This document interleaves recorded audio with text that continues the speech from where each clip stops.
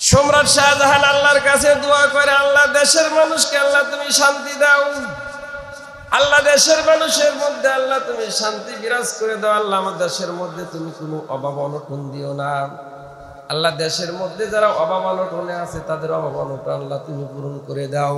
আল্লাহ আমার বাদশাহগিরি করতে, সম্রাট শাহজাহানগিরি করতে, আমার দেশ পরিচালনা করতে যা যা কিছু প্রয়োজন আল্লাহ তোমার পক্ষ থেকে আল্লাহ তুমি পূরণ করে দাও। এভাবে দোয়া করতে করতে সম্রাট শাহজাহান নজরে চোখ দিয়ে জর করে পানি ছাড়ে আর দোয়া করতেছেন। ভিক্ষুক পিছন থেকে তাকিয়ে তাকিয়ে দেখে যে সম্রাট শাহজাহান আল্লাহ রাব্বুল আলামিনের কাছে চায়, আমি তো আসছি আল্লাহ রাব্বুল আলামিন, আমি তো আসছি সম্রাট শাহজাহানের কাছে কিছু চাওয়ার জন্য আসছি। এখন দিয়ে সম্রাট শাহজাহান আমার চাইতে বড় ভিক্ষুক, উনি আল্লাহর কাছে চায়। সম্রাট শাহজাহান দোয়া মোনাজাত দিয়ে শেষ করে যখন মসজিদ থেকে যখন বের হবেন, দেখে যে পিছনে একজন ভিক্ষুক ব্যক্তি দাঁড়িয়ে আছে। সম্রাট শাহজাহানকে দেখে ভিক্ষুক ব্যক্তি আস্তে আস্তে মসজিদ থেকে বের হয়ে চলে আসলো। সম্রাট শাহজাহান ডাক দেয়, বলে ভাইজান কি জন্য আসছিল, আমাকে তো কিছুই বললা না। বাদশাহ নামদার, আপনার কাছে আসছিলাম কিছু চাওয়ার জন্য, দেখলাম যে আপনি আমার চাইতে বড় ভিক্ষুক, এতক্ষণ পরে অজরে কান্না করে করে আল্লাহর কাছে চাইলেন। আপনি যদি বাচ্চা হয় যদি আল্লাহর কাছে যদি চাইতে পারেন, আমি হইলাম সাধারণ একজন প্রজা, সাধারণ একজন ভিক্ষুক মানুষ, তাহলে আমি আল্লাহর কাছে চাওয়াতে তো কোনো অসুবিধা নাই। ও সম্রাট শাহজাহান, আজ থেকে আর দুনিয়ার কোনো মানুষের কাছে যাব না।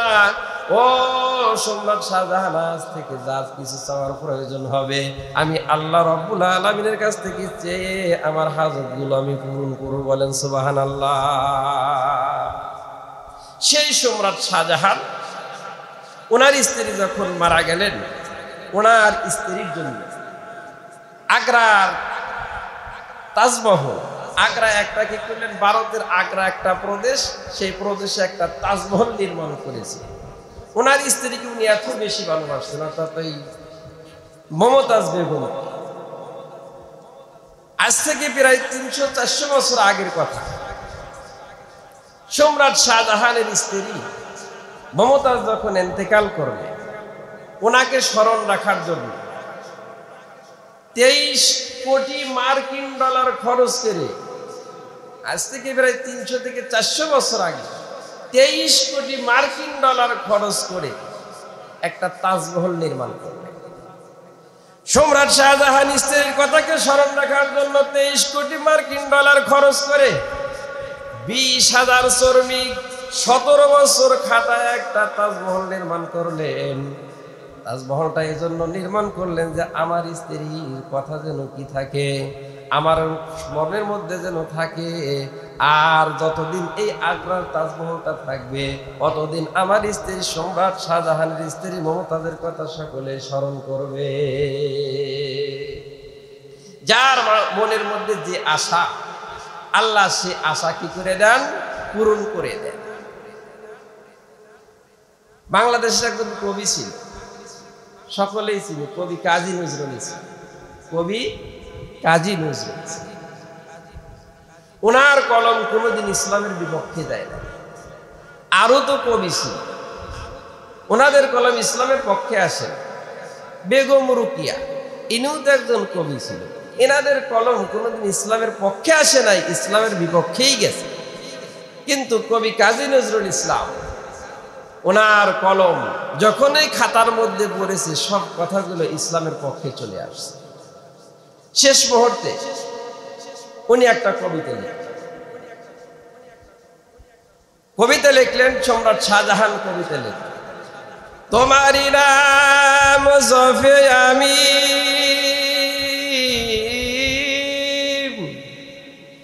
কালেমা তোমার বিদেশ জামি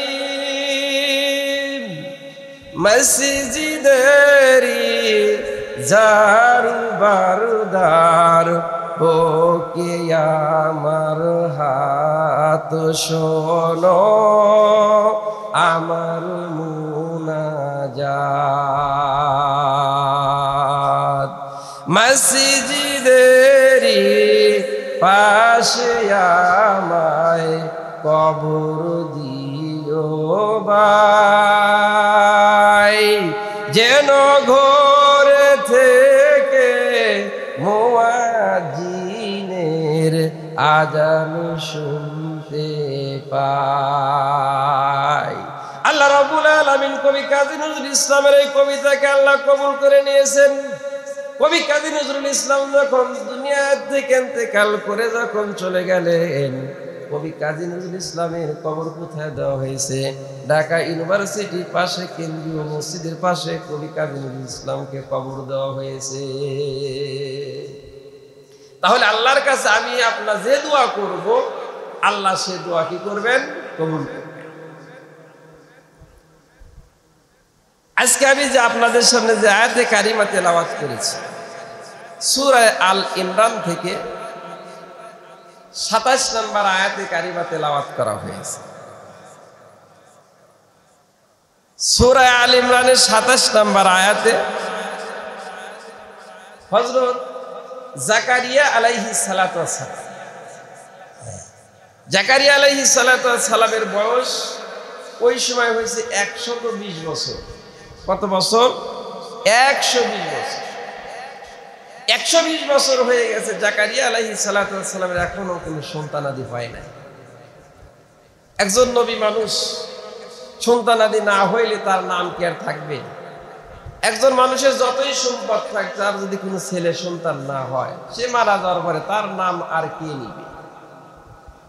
জাকারিয়া আলাইহিস সালাতু ওয়াস সালাম মসজিদের ইমাম সাহেব, ওনার কাছে আমরা জানি যে ওনার কাছে ওনার যেই দেশের একটা মেয়ে ছিল, তার নাম হলো মারিয়াম। মারিয়ামকে মেহরাবের মধ্যে লালন পালন করেছিলেন জাকারিয়া আলাইহিস সালাতু ওয়াস সালাম। লম্বা ইতিহাস, ওদিকে তো যাওয়ার সময় নাই।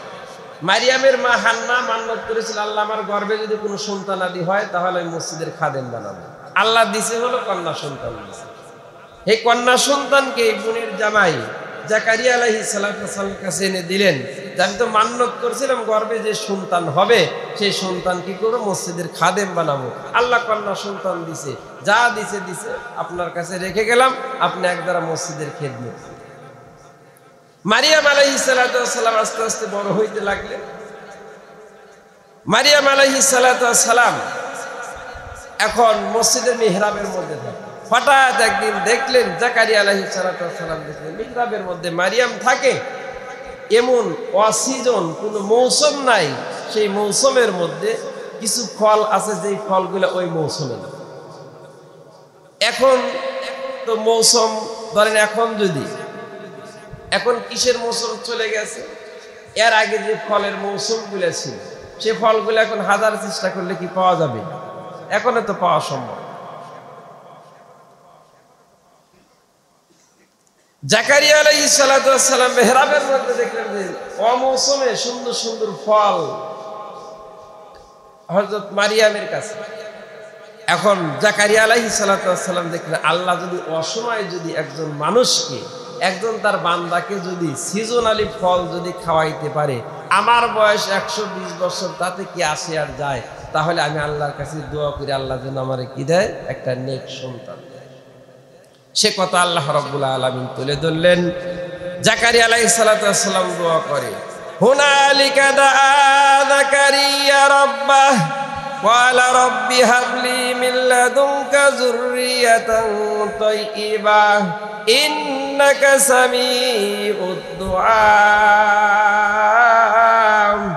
হযরত জাকারিয়া আলাইহিস সালাতু ওয়াস সালাম দোয়া করেন, আয় আল্লাহ রাব্বুল আলামিন, রাব্বি হাবলি মিন লাদুনকা যুররিয়া, আল্লাহ তোমার পক্ষ থেকে তুমি আমাকে একটা নেক সন্তান দান করেন। ভাইজান জাকারিয়া আলাইহিস সালাতু ওয়াস সালাম ছেলে সন্তানের জন্য দোয়া করেন নাই, আল্লাহর কাছে দোয়া করেছেন হলো কিছুর জন্য, নেক সন্তানের জন্য দোয়া করেছেন। ও আমার ভাইজানেরা, ও আমার বাবাজিরা, আমি আপনার যদি আল্লাহর কাছে সন্তান চাই, কি সন্তান চাবো? নেক সন্তানের দোয়া করবো, ছেলেও চাবো না, মেয়েও চাবো না। আল্লাহ যদি আমার জন্য ছেলে দিয়ে যদি খুশি হয়, আল্লাহ ছেলে দিবেন। আল্লাহ যদি আমার জন্য যদি মেয়ে দিয়ে যদি খুশি হয়, তাহলে মেয়ে দিবেন। এই জন্য নিয়ম হলো, উচিত হলো, সুন্নত তরিকা হলো যে আল্লাহর কাছে দোয়া করা হলো, আল্লাহ তুমি আমার নেক সন্তান দান করো। নেক সন্তানের দরকার। ছেলেই একটা হইলো, সে ছেলেটা হইলো এমন জঘন্যতম খারাপ হইলো যেটা বলে বলার প্রকাশ থাকে না, ভাষায় বলার প্রকাশ থাকে না, তাহলে এরকম ছেলে সন্তান দিয়ে কি হবে? কিন্তু মেয়ে হয়েছে, কিন্তু সেটা কি হয়েছে? নেক হয়েছে। তাহলে নেক সন্তানের দরকার। জাকারিয়া আলাইহিস সালাতু ওয়াস সালাম আল্লাহর কাছে দোয়া করলেন, আল্লাহ আমার একটা নেক সন্তান।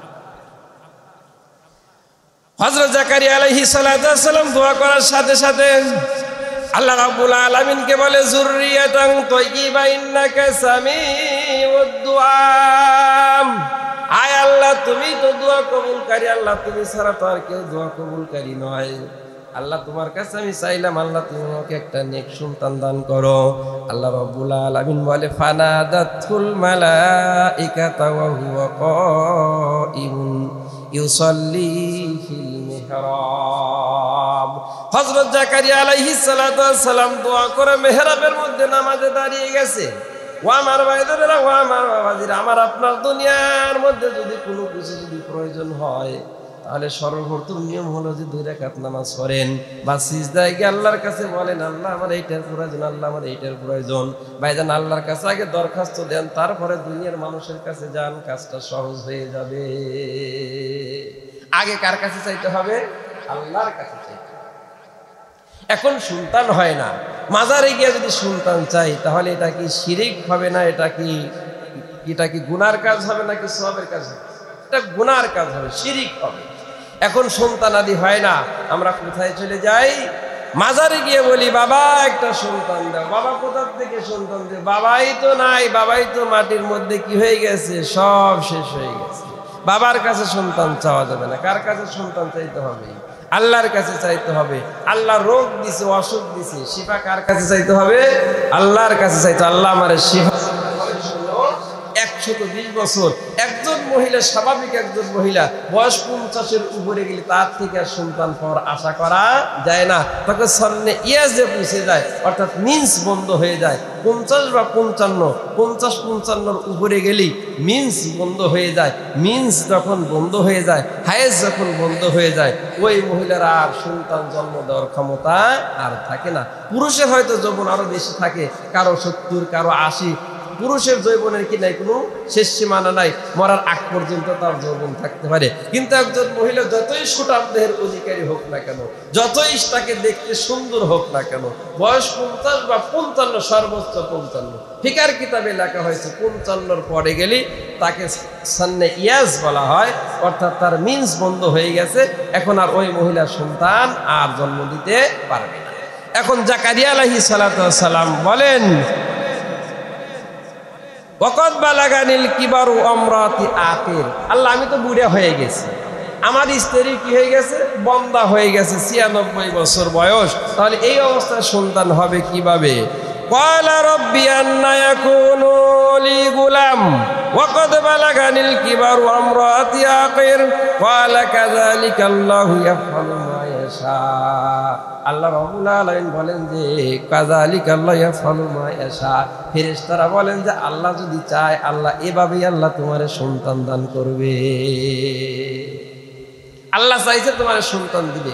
জাকারিয়া, তুমি দোয়া করেছো, আল্লাহ দোয়া কবুল করে নিয়েছে, আল্লাহ এখন তোমার সন্তান দিবে। কিভাবে দিবে আল্লাহ ভালো জানে। আল্লাহ চাইলে সব করতে পারে। আল্লাহ চাইলে কি করতে পারে?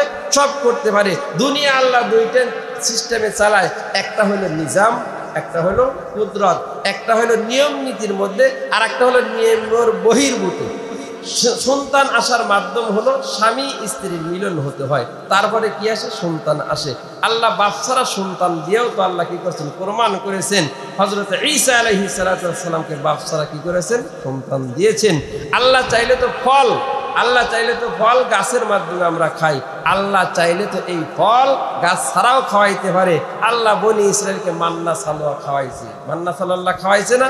মান্না সালোয়া এক ধরনের সুস্বাদু খাবার, ফল জাতীয় মিষ্টান্ন খাবার। সকালবেলা মাঠের মধ্যে পড়ে থাকছে, বনি ইসরায়েল গুলে যা খাইছে। ওদের কোনো কাজও করা লাগে নাই, ক্ষেত খামারও করা লাগে, কিছুই করা নাই, কিন্তু ওদের কপাল ওরাই খাইছে। ওটাই অপচয় যখন শুরু করে দিছে, আল্লাহ মান্না সালোয়া বন্ধ করে দিছে। তাহলে যে কথাটা বলতেছিলাম, আল্লাহ দুনিয়াটা চালায় হলো একটা হলো নিজাম নিয়ম নীতির মধ্যে, আর একটা হলো অস্বাভাবিক অবস্থায়, কুদরতি অবস্থায় আল্লাহ কি করেন? চালায়। যে কোনো সময় আল্লাহ তাআলা কি করতে পারেন? যে কোনো অবস্থায় একটা কুদরত দেখাইতে আল্লাহ পারেন। এই ক্ষমতা কার আছে? আল্লাহর আছে। জাকারিয়া আলাইহিস সালাতু ওয়াস সালাম দোয়া করলেন যে তাহলে সন্তান হবে। সন্তান হবে কিভাবে হবে? আল্লাহ এভাবেই দিবে।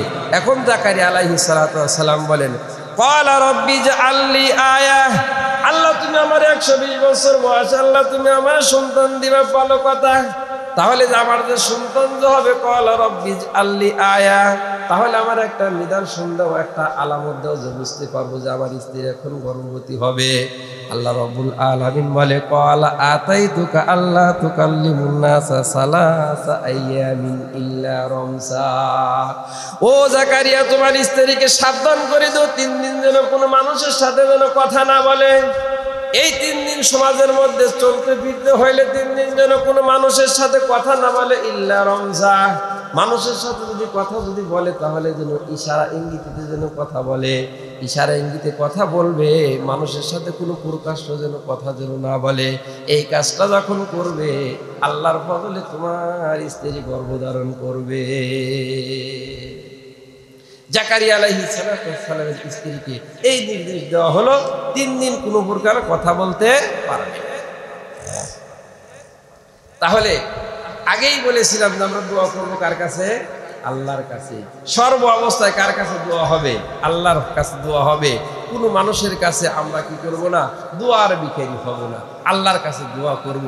চাওয়ার দরকার হলে আল্লাহর কাছে চাবো, বিপদে পড়েছি আল্লাহর কাছে চাবো, সর্ব অবস্থা আল্লাহর কাছে চাবো। আল্লাহর কাছে চাইলে আল্লাহ কি করবেন? আল্লাহ আমার মনের আশা, মনের বাসনা আল্লাহ কি করবেন? পূরণ করে আল্লাহ।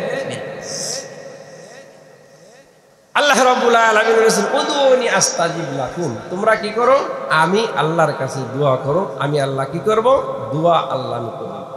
আল্লাহ ছাড়া অন্য কারো কাছে দোয়া করলে আল্লাহ একটু কি হয়? নারাজ হয়, আল্লাহ একটু খুশি হয়। হযরত ইউসুফ আলাইহিস সালাতু ওয়াস সালাম, আমরা নাম শুনেছি ইউসুফ আলাইহিস সালাতু ওয়াস সালাম, ইউসুফ আলাইহিস সালাতু ওয়াস সালামকে কুয়ার মধ্যে ফেলে দেওয়া হয়েছিল। কুয়ার থেকে বণিকরা উঠায়া, সারসংক্ষেপ যে কত মূল কথাটা বলার উদ্দেশ্য সেদিকে বলতেছি। ইউসুফ আলাইহিস সালাতু ওয়াস সালাম কুয়ার মধ্যে ফেলে দেওয়া হলো। কুয়ার থেকে বণিকরা উঠায়া নিয়ে মিশরে আজিজে মিশরের কাছে কি করে দিলেন? বিক্রি করে দিলেন। হযরত ইউসুফ আলাইহিস সালাতু ওয়াস সালামকে যখন আজিজে মিশরের কাছে বিক্রি করে দেওয়া হলো, তখন ওনার বয়স হলো প্রায় 12-14 বছর বয়স। আজিজে মিশরের তত্ত্বাবধানে লালিত পালিত হইতে হইতে যখন বয়স যখন 19 থেকে যখন 20 বছর হয়ে গেল, ইউসুফ আলাইহিস সালাতু ওয়াস সালামের সৌন্দর্য এখনো তো উনি নবী হন নাই। আল্লাহ তাআলা ওনাকে এত সৌন্দর্য দিয়েছিল, আজিজে মিশরের স্ত্রী জুলাইখা ওনার সৌন্দর্য দেখে নিজেকে নিজে কন্ট্রোলিং না করতে পেরে একদিন ওনাকে একটা কুপ্রস্তাব দিল। অর্থাৎ ইউসুফ আলাইহিস সালাতু ওয়াস সালামের সাথে কুপ্রস্তাব, জিনার প্রস্তাব। যাই হোক, জিনার প্রস্তাব দিয়েছে। কোরআনের মধ্যে লম্বা কথা আসছে। ইউসুফ আলাইহিস সালাতু ওয়াস সালাম নির্দোষ মানুষ, কিন্তু এখন আজিজে মিশর, এখন ওনার স্ত্রীর তো প্রস্তাব সারা দেশের মধ্যে ছড়ায় পড়ছে কি আমাদের বাচ্চার স্ত্রী, অর্থাৎ তার একটা পালিত একটা গোলামের সাথে জিনার প্রস্তাব দিয়েছে, তার সাথে অকর্মে তার সাথে জিনার করার জন্য আগ্রহ জাগছিল, তার সাথে জিনার প্রস্তাব দিয়েছে। তাহলে এই দোষে এখন এই দোষটা কি দিয়ে ডাকবে? আজিজে মিশর নির্দোষ মানুষ ইউসুফ আলাইহিস সালাতু ওয়াস সালাম এখনো নবী হন নাই, ওনাকে জেলের মধ্যে পাঠায় দিয়েছে। হযরত ইউসুফ আলাইহিস সালাতু ওয়াস সালাম জেলের মধ্যে জীবন যাপন শুরু হয়ে গেছে। আর ইউসুফ আলাইহিস সালাতু ওয়াস সালাম জেলের মধ্যে জীবন যাপন, এদিক থেকে হঠাৎ একদিন ইউসুফের অর্থাৎ আজিজে মিশরের 2 জন খাদেম ছিল, একজন হলো বাবুর্চি আর একটা হলো খাদেম। আজিজে মিশরের সামনে কিছু খাবার নাস্তা দেওয়া হয়েছে সকালবেলা। সকালের নাস্তায় দেখে যে ওটা পরীক্ষা করে দেখে যে ওর মধ্যে বিষ মেশানো। এই দায়ে ওনার যে বাবুর্চি ছিল আর খাদেম ছিল, এই 2 জনও কি করেছে? জেলে পাঠাইছে। ইউসুফ আলাইহিস সালাতু ওয়াস সালাম নির্দোষ মানুষ জেলের মধ্যে, আর এদিক থেকে 2 জন মানুষকে সন্দেহ করে, একজন হলো আজিজে মিশরের খাদেম আর একজন হলো বাবুর্চি, এই 2 জনকে কি করছে? জেলের মধ্যে। হযরত ইউসুফ আলাইহিস সালাতু ওয়াস সালাম এত সুন্দর মানুষ জেলের মধ্যে জীবন যাপন করে। ভাইজান, এই 2 জন মানুষ আবার জেলের মধ্যে জীবন যাপন করে। কথা বলতে বলতে বলতে বলতে 2 জনের মধ্যে একটা পরিচয় হয়ে গেছে।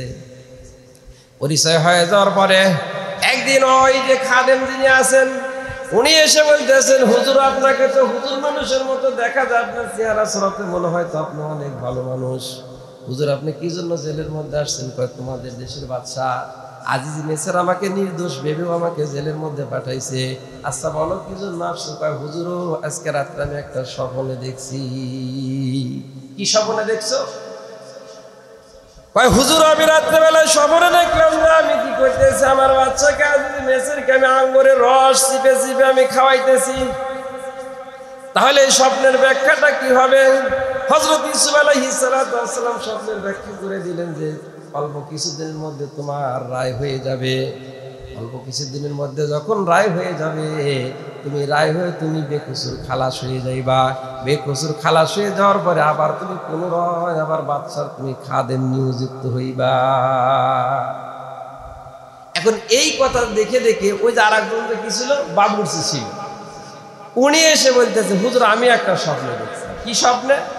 কয় হুজুর রাত্রেবেলায় স্বপ্নে দেখলাম আমার মাথার মধ্যে একটা রুটির জাকা বা একটা টুকরি, আমি কোথায় যাইতেছিলাম, দেখি যে এক জাক পাখি এক জাক কাক এসে আমার মাথার থেকে রুটিগুলো ঠোকরায় ঠোকরায় খাইতেছে। হুজুর এই স্বপ্নের ব্যাখ্যাটা কি হবে? হযরত ইউসুফ আলাইহিস সালাম এখনো নবী হন নাই, ওনার বয়স কেবল 24 থেকে 25 বছর বয়স। ইউসুফ আলাইহিস সালাম বললেন ভাইজান তোমার স্বপ্নটা অত্যন্ত খারাপ একটা স্বপ্ন, ভেরি সিরিয়াস মারাত্মক একটা স্বপ্ন দেখেছো, স্বপ্নের ব্যাখ্যাটা বেশি ভালো হবে না। কয় তাহলে কি হবে? কয় অল্প কিছুদিনের মধ্যে তোমার রায় হয়ে যাবে, তোমাকে রায় দেওয়ার পরে তোমাকে শুলিতে চড়ানো হবে, তোমাকে ফাঁসি দিয়ে তোমাকে মারা হবে, আর তোমাকে ফাঁসি অবস্থায় শুলি অবস্থায় তোমার শরীর থেকে তোমার মাথার থেকে পাখি এসে ঠোকরায় ঠোকরায় গোস্ত খাবে। এখন এই কথাটা যখন বললেন, বলার সাথে সাথে এখন ওই বাবুর্চি বলতেছে হুজুর আমি স্বপ্নে দেখিনি, আমি এমনি আপনাকে বললাম। ইউসুফ আলাইহিস সালাম বলে এমনি বলো আর যাই বলো, ব্যাখ্যা যেটা করে দিয়েছি সেটাই কার্যকর হবে। অল্প কিছুদিনের মধ্যে দুইজনের রায় হয়ে গেল, অর্থাৎ বাবুর্চি যে ছিলেন বাবুর্চির ওনার রায় হয়ে গেল, উনি বেকসুর খালাস, ওনার কোনো দোষ নাই। আর বাবুর্চির জন্য রায় হয়ে গেল, ওনাকে শুলিতে চড়ানো হবে, ওনাকে ফাঁসি দিয়ে কি করতে হবে, মারতে হবে। ভাইজান এখন আজিজে মিসর এর খাদেম ওনার পুনরায় আবার কি পেল, চাকরিতে নিয়ে পেল। হঠাৎ একদিন আজিজে মিসর রাত্রিবেলা স্বপ্নে দেখলেন, স্বপ্নে দেখলেন 7টা মোটা তাজা গাবি, 7টা মোটা তাজা গাবি 7টা দুর্বল গাবিকে একেবারে গিলে খাইতেছে। আর 7টা গমের তাজা ছড়া, 7টা কৃষ্ণকায় একেবারে শুকনা গমের ছড়াকে গিলে খাইতেছে। মারাত্মক একটা স্বপ্ন। সকালবেলা যখন হয়ে গেছে, সকালবেলা হওয়ার পরে আজিজে মিসর দেশের যারা মন্ত্রী বা যারা ভালো ভালো মানুষ ছিল তাদেরকে ডাকলো, আমি রাত্রে স্বপ্নে দেখলাম যে 7টা মোটা তাজা গাবি 7টা একেবারে দুর্বল গাবিকে আস্ত গিলে খাইতেছে, আর 7টা গমের তাজা গমের ছড়া 7টা একেবারে শুকনা গমের ছড়াকে গিলে খাইতেছে। এই স্বপ্নের ব্যাখ্যা কি? এখন সবাই বলাবলি করতেছে না এটা স্বপ্ন হয় না, এটা হলো একটা কি কল্পনা। ওনারা যে কথাটা বলছিলেন ইউসুফের মধ্যে কথা, সূরা ইউসুফের মধ্যে কথাটা আসছে। সবাই বুদ্ধি দিল হুজুর বাদশা যা আপনি স্বপ্নে দেখছেন কলু আদগাসু আহলাম, এটা স্বপ্ন না, এটা হলো একটা কাল্পনিক কথা। এখন ওই যে জেল থেকে মুক্তি পাইছে, কে মুক্তি পাইছে? বাদশার যে কি ছিল, আপনার খাদেম ছিল, উনি তো মুক্তি পায় আবার কি হয়েছে, চাকরিতে বহাল পেয়েছে। ওই খাদেম বলতেছে বাদশা যাহাবো না, একটা সংবাদ কি বলবো, বলো। ওই জেলখানার মধ্যে একটা লোক আছে, সে স্বপ্নের ভালো ব্যাখ্যা করতে পারে। কয় তাহলে তাকে নিয়ে আসে। ওনার কথা অনুযায়ী জেলখানার থেকে ইউসুফ আলাইহিস সালামকে নিয়ে যাওয়া হয়।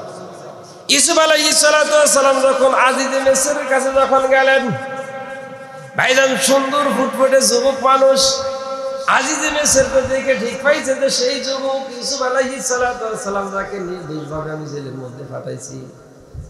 ভাইজান ইউসুফ আলাইহিস সালামকে বললেন, ও যুবক রে, তুমি ভালো স্বপ্নের ব্যাখ্যা করতে পারো তাহলে বলো। আমি রাত্রে স্বপ্নে দেখছি, আজকে স্বপ্নে দেখলাম যে 7টা মোটা তাজা গাবি 7টা একেবারে দুর্বল গাবিকে আস্ত গিলে খাইতেছে, 7টা তাজা গমের ছড়া 7টা শুকনো গমের ছড়াকে গিলে খাইতেছে। এর স্বপ্নের ব্যাখ্যা কি হবে? হযরত ইউসুফ আলাইহিস সালাম বললেন, বাচ্চা যাহাবো না, ভেরি সিরিয়াস মারাত্মক ধরনের একটা স্বপ্নে দেখছেন, এটা হলো একটা একটা সতর্কবাণী, একটা স্বপ্ন দেখছেন। এই স্বপ্নের ব্যাখ্যা হলো আগামী 7 বছরের মধ্যে, এই বছর থেকে না আগামী 7 বছরের মধ্যে আর দেশের মধ্যে কোনো বৃষ্টি হবে না। আর বৃষ্টি যদি না হয় তাহলে মিশর ভূখণ্ডের মধ্যে আর কোনো ফসল ফলবে না। স্বপ্নের ব্যাখ্যা হলো এই, আগামী 7 বছরের মধ্যে এই মিশর ভূখণ্ডে কোনো বৃষ্টিও হবে না, অনাবৃষ্টির কারণে কোনো ফসল ফলাবে না। এখন যদি এই কথা যদি রাষ্ট্রের প্রধান যদি শোনে তাহলে ওনার মাথা কি ঠিক থাকার কথা না? তাহলে আমি দেশটা চালাবো কি দিয়ে? ইউসুফ আলাইহিস সালামকে বললেন, যুবক তাহলে বুদ্ধিটা কি, তাহলে দেশ চালানোর বুদ্ধি কি? ইউসুফ আলাইহিস সালাম বলেন, ক্বালা জাআলনি ইন ফাযাইনুল আরদ। ইউসুফ আলাইহিস সালাম বললেন, বাচ্চা যাবো না, চিন্তার কোনো কারণ নাই। কারণটা হলো আমাকে রাষ্ট্রের দায়িত্ব দিয়ে দেন, রাষ্ট্রের দায়িত্ব দেন। ক্বালা জাআলনি খাযাইনুল আরদ, রাষ্ট্রের দায়িত্ব দেন, রাষ্ট্র কিভাবে চালাইতে হয় আমি চালায়া দেন। তাহলে এখানে যে একজন নবী এখনো হয় না ইউসুফ আলাইহিস সালাম, উনি রাষ্ট্রের ক্ষমতা চেয়ে নিলেন। রাষ্ট্রের ক্ষমতা, যে কোনো ক্ষমতা চেয়ে নেওয়া জায়েজ আছে। কোন সময় যদি আমি এই ক্ষমতা যদি না নেই, আমার অনুপস্থিতিতে, আমার অবর্তমানে এমন একজন মানুষ আসবে যার দ্বারা কিভাবে দায়িত্বটা সঠিকভাবে আদায় হবে না, এরকম যদি আশা, এরকম যদি সম্ভাবনা থাকে, তাহলে ওই ক্ষেত্রে নিজের পক্ষ থেকে ক্ষমতা চায় না কি আছে, জায়েজ আছে। অন্যথায় ক্ষমতা চায় না কি নাই, জায়েজ নাই। ইউসুফ আলাইহিস সালাম বললেন, ক্বালা জাআলনি খাযাইনুল আরদ, আমাকে রাষ্ট্রের ক্ষমতা দেন, আমি রাষ্ট্রটা চালাই, দেখেন কিভাবে চালাইতে হয়। ইউসুফ আলাইহিস সালাম রাষ্ট্রের ক্ষমতা আজিজে মিসরের কাছ থেকে চেয়ে নিলেন। আর 4টা মন্ত্রণালয়ের দায়িত্ব নিলেন। 1 নম্বরে আজিজে মিসরকে বললেন, বাচ্চা যাবো না, আমাকে খাদ্যমন্ত্রীর দায়িত্ব দিতে হবে, খাদ্য মন্ত্রণালয়ের দায়িত্ব দিতে হবে। 2 নম্বরে হলো অর্থ মন্ত্রণালয়ের দায়িত্ব দিতে হবে। 3 নম্বর হলো কৃষি মন্ত্রণালয়ের দায়িত্ব দিতে হবে। 4 নম্বর হলো আমাকে শ্রম মন্ত্রণালয়ের দায়িত্ব দিতে হবে। এই 4টা মন্ত্রণালয়ের দায়িত্ব যদি আমি পাই, তাহলে আগামী 7 বছরের জন্য দেশের মধ্যে খাদ্য মজুত করতে পারবো। লম্বা কথা। তো ইউসুফ আলাইহিস সালাম নির্দোষ মানুষ, আল্লাহর কাছে জেলের থেকে কি করছে, আল্লাহর কাছে দোয়া করেছে, আল্লাহ আমারে মাফ করো, আল্লাহ আমি তো নির্দোষ মানুষ, আমি কোনো দোষ করি নেই। এখন আল্লাহ রাব্বুল আলামিন ইউসুফ আলাইহিস সালামকে জেল থেকে মুক্তি দিয়েছে। মুক্তি তো দিছে, এখন মিশরের মধ্যে আজিজে মিশরের এখন প্রধানমন্ত্রী হিসেবে নিয়োজিত হয়েছিলেন। সুবহানাল্লাহ। এজন্য আমি আপনার কার কাছে দোয়া করব? আল্লাহর কাছে দোয়া করব। আল্লাহ রাব্বুল আলামিন উদউনি আস্তাজিব লাকুম, তোমরা আমার কাছে দোয়া করো, যে কোনো বিষয় হোক আমার কাছে দোয়া করো, আমি কি করব? দোয়া কবুল করব, আমি তোমাদের ডাকে সাড়া দিব। মানুষের কাছে যাব না, মাজারে যাব না, মাজারে যাওয়া শিরিক, মাজারে যাওয়া একেবারে শিরিক। আল্লাহ বলেছেন, ইন্না শিরকা লাযুলমুন আযীম, যারা শিরিক করে এটা হলো মহা অন্যায়, মহা গুনাহ। আল্লাহ সব গুনাহ মাফ করে, শিরিকের গুনাহ আল্লাহ কি করেন না, মাফ করেন না। এজন্য শিরিক বিদআত থেকে বেঁচে স্বাভাবিকভাবে রাসূলের তরিকা অনুযায়ী জীবন যাপন করার চেষ্টা করবে ইনশাআল্লাহ। আল্লাহ তৌফিক সকলকে দান করুন, আমিন। ওয়া আখিরু দাওয়ানা আলহামদুলিল্লাহি রাব্বিল আলামিন। আমরা যারা সুন্নাত পড়ি 4 রাকাত কাবলা জুমার সুন্নাত পড়ি।